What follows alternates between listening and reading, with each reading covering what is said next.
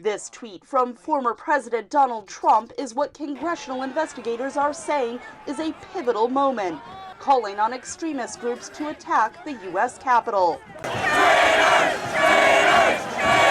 Proud Boys and the Oath Keepers are two key groups that responded immediately to President Trump's call. The Proud Boys are a far-right street-fighting group that glorifies violence and white supremacy. The Oath Keepers are extremists who promote a wide range of conspiracy theories and sought to act as a private paramilitary force for Donald Trump. In the 7th public hearing this summer, lawmakers detailed the final stages of their allegations that Trump lied about election fraud, motivating his supporters to overturn the democratic process. Donald Trump summoned a mob to Washington, D.C., and ultimately spurred that mob to wage a violent attack on our democracy. Trump and most congressional Republicans have criticized the investigation, calling it unfair and unbalanced. But one leading Republican who voted to impeach Trump said the hearings are holding him to account. The strategy is to blame people his advisors called, quote, the crazies for what Donald Trump did. This, of course, is nonsense. President Trump is a 76-year-old man. He is not an impressionable child.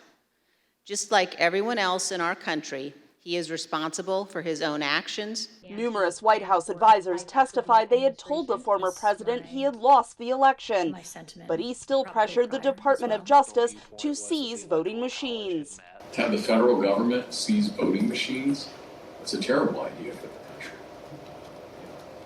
That's not how we do things in the United States. There's no legal authority to do that.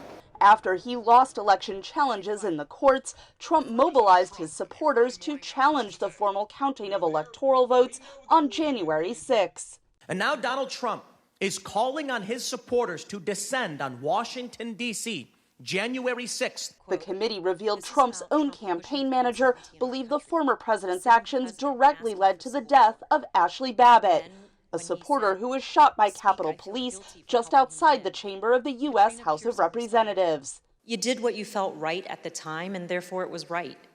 Mr. Pascal added, yeah, but a woman is dead. Former Trump advisor Steve Bannon announced he is now willing to testify before the committee. In a public hearing next week, investigators are expected to examine Trump's role in the events of January 6th, minute by minute. Catherine Gibson, VOA News, Washington.